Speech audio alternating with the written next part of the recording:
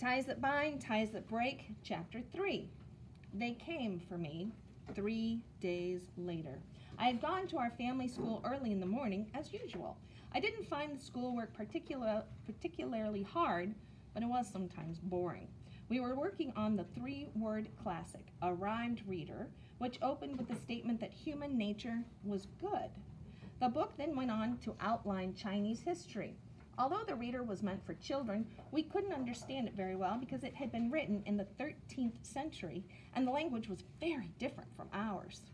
As usual, the teacher didn't try to explain the meaning, but just ordered us to memorize the text. We droned on in unison, reciting the text without understanding it. Next came the part I enjoyed, brush writing. I loved the smell as I rubbed the ink stick into the little pool of water to make a thick black ink. My cousin, Big Uncle's youngest son, spilled ink on his worksheet and tried to hide the puddle by putting his sleeve over it. Well, of course, that just made the mess worse. Big Uncle was so harsh towards his children that they always tried to hide whatever they did. That made them sly, which was a reason I didn't like them very much. When school was over, I played in our courtyard and watched a beetle crawling around in a pot of chrysanthemums. Mother, my ama, and 2 maids moved in very quietly, and I didn't hear their approach. They caught me before I had a chance to run and hide. Mother's hands came down firmly on my shoulders. "Come on, Eileen," she said. "It's time." "Time for what?" I asked. As they dragged me to my room, I wondered which of my misdeeds was catching up with me, talking back in a saucy manner to the teacher in the family school, putting an earthworm in my ama's bowl of noodles, hiding all eldest sister's underclothes just when she was packing her trunks to take them to her future husband's house. But instead of scolding me, when they reached my room, Mother said in a gentle voice, "Remember, this is something we all go through. It's part of growing up." My heart began to beat faster. I wasn't sure I wanted to grow up. Then I saw the strips of white cloth folded neatly on my bed, and I guessed what was going to happen. "No, no," I cried. "I don't want my feet bound." "It doesn't hurt," said Mother, still speaking gently. "All we're going to do is wrap your feet in the cloths. There'll be no cutting or breaking. I promise." I didn't believe her and continued to struggle. "Yes, you will. You'll have to break my feet to make the toes go under." Mother's face became rigid. "Who said your feet will be broken? The toes will be bent gradually, a bit at a time. We'll do it slowly so that you'll hardly feel it." "It hurts! It hurts! I know it hurts!" I screamed. "I saw second sister's feet. You can't fool me!" With a sudden jerk, I managed to break free from the maids and run out of the room. This time, I had a head start. I could run much faster than the others, since my feet were free. Through a series of moon gates I ran, weaving my way among the porcelain planters, sweet olive bushes, and pomegranate trees. I knew 1,000 hiding places that the grown-ups didn't. I could live on pomegranate seeds for days, weeks, months if I had to. The voices of my ama and the maids grew fainter. I stepped behind a planter and crouched, panting. What should I do next? Maybe I could get the help from one of my cousins, Big Uncle's sons. They were boys and didn't have bound feet, so they could understand why I wanted freedom. On the other hand, they might not want to help me. They were slow and lazy. All too often I enjoyed making fun of them by imitating their stumbling recitations and watching their faces turn purple, just as Big Uncle's face did. The 2 boys would be the first to betray me to the grown-ups. Time passed. I heard the voices of the searchers pass close, but I kept completely still. I had learned by watching how sparrows kept still when a cat was near. More time passed. Then something happened that I didn't expect. I felt a growing pressure down below. I needed to pee.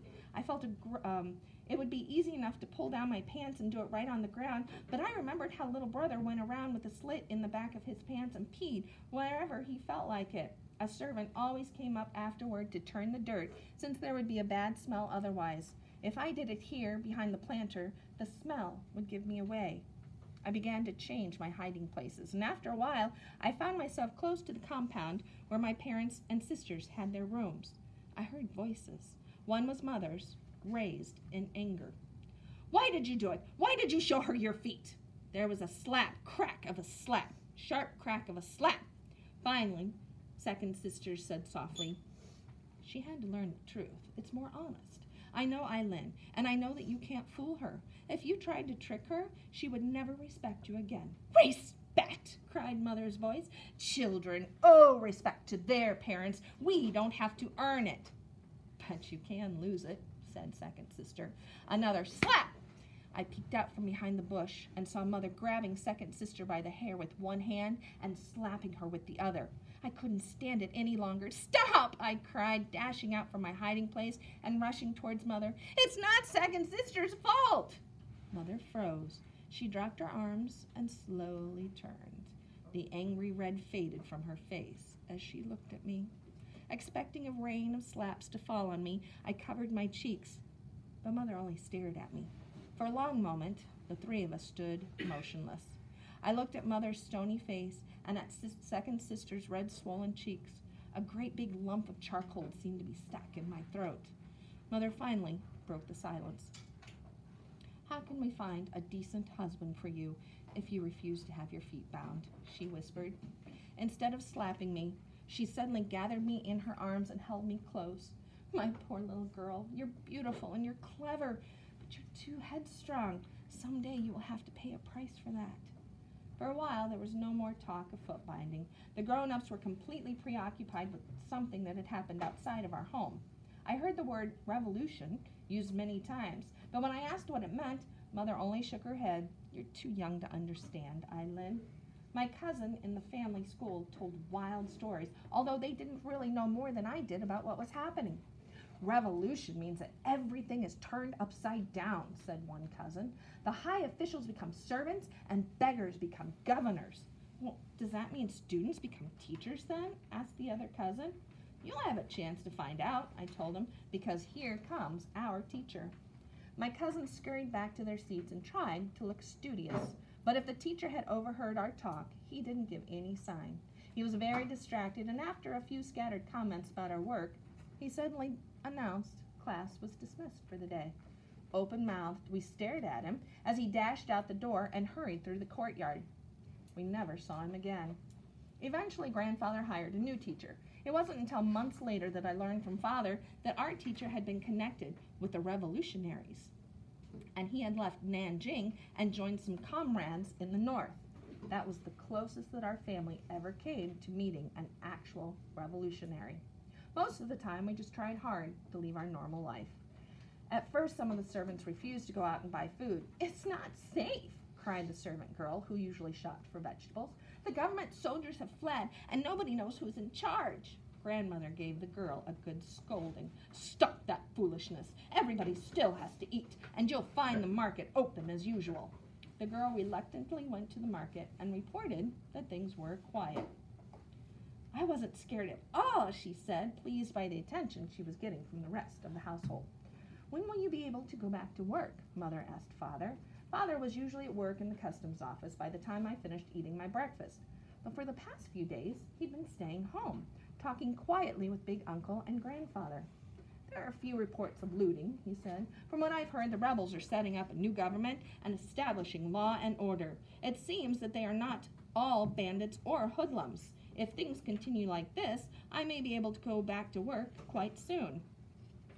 What has happened to the Emperor and his family? Asked second sister. The rumor is that they have fled from the capital. I've heard reports that they'll seek refuge in Japan. Maybe one of the rebels will establish a new dynasty and make himself emperor, said Mother. There is talk that some of the rebels want to do away with the empire altogether and establish a republic, said Father. Well, what's a republic? I asked. Little children shouldn't ask stupid questions, said Mother, frowning at me. Father smiled. No, let her ask. In fact, I'm not sure myself what the answer is to Eileen's question.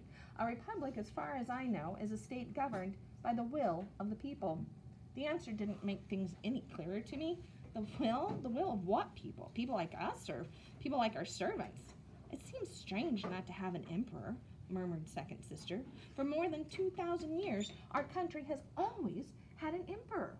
Well, things can change, said Father. He glanced at little brother who was sitting on Mother's lap, playing with her jade bracelet. My son, you may grow up in a country without an emperor, he crooned, reaching over and tickling little brother under the chin. I hoped Father was right. If things changed, maybe girls wouldn't have to have their feet bound any longer.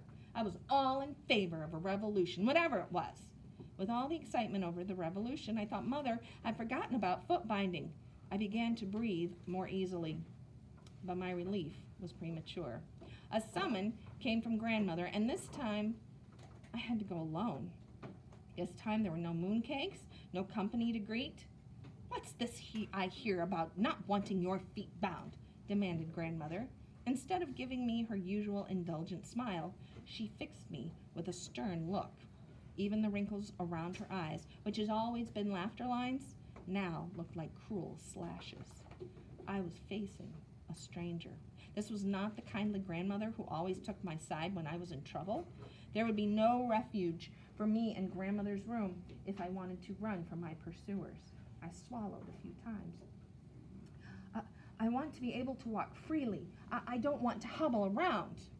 "You want this and you don't want that?" cried Grandmother. "What you want and what you don't want makes no difference. You don't give the orders here, little girl. You take orders." I had never been afraid of Grandmother before. I took a deep breath and I tried to blink back the tears that threatened to spill out. I bit my lip to prevent them from trembling. Father said that things are changing because of the revolution. "Revolution?" cried Grandmother. "What does that have to do with anything?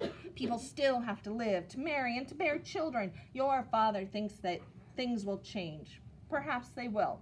But men will always be men, and women will always be women. Some things never change." When I looked up at Grandmother's face again, her eyes were softer. "Ai-len, you've already met your future husband, Han Wei." When I nodded, Grandmother went on. "You liked him, didn't you?" I pictured Han Wei's raised eyebrows and look of surprise. I remembered the earnest way he tried to teach me English. "He's all right," I admitted. "Anyway, he's a lot better than my cousins." Suddenly, Grandmother smiled and looked like herself again. "You can do worse, much worse. Mrs. Liu told me that Han Wei liked you too. It will be a good match, and you will be happy when you become a member of the Liu family. You can come home as often as you like, because the Lius have been friends of our family for generations, and we see a lot of each other." Then her face hardened again. "But there will be no marriage unless your feet are bound. The Lius have very high standards, and they will not accept a daughter-in-law with feet like a peasant's." I opened my mouth, but Grandmother waved me away. "Don't bother me with excuses. I'll tell your mother I've spoken to you." That night, Mother and the maids brought the strips of cloth again, and this time I didn't try to run away. I sat quietly on the bed while they bound the strips tightly around my toes, bending all except the big toes against the soles of my feet. It was uncomfortable, but it didn't feel as bad as I had expected.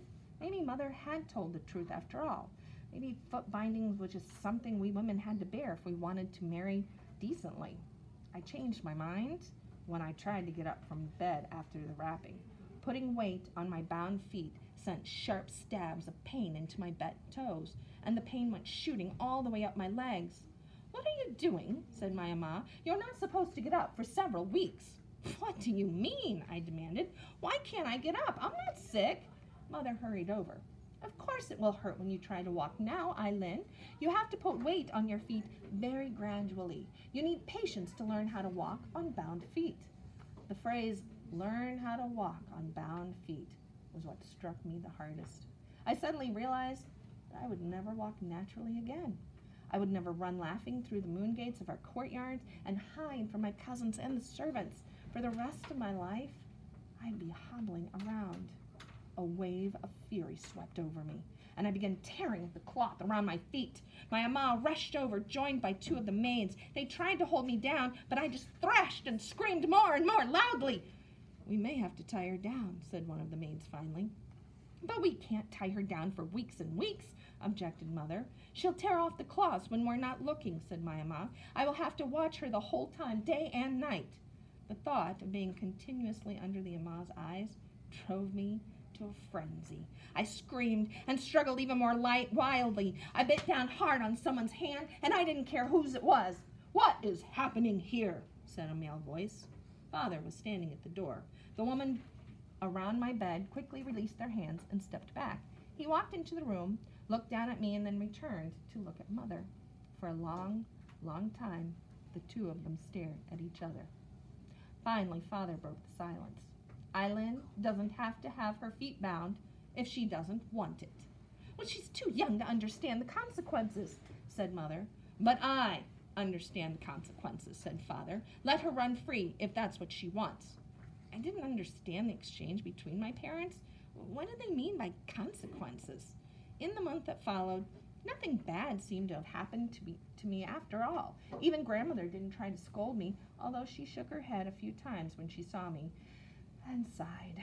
That didn't bother me. I really thought my life would go on as before. But I was wrong. The announcement came 4 months after it was definitely decided that my feet would not be bound. My mother stared bitterly at me as we were sitting down to dinner. Mrs. Liu called the matchmaker today to say that her family wants to break off your engagement with Han Wei. I told you this would happen. Second sister reached for my hand and gave it a reassuring squeeze, but her eyes were troubled. Although Father said nothing, I knew he was worried about my future too. Mother was the one who lamented loudly and frequently.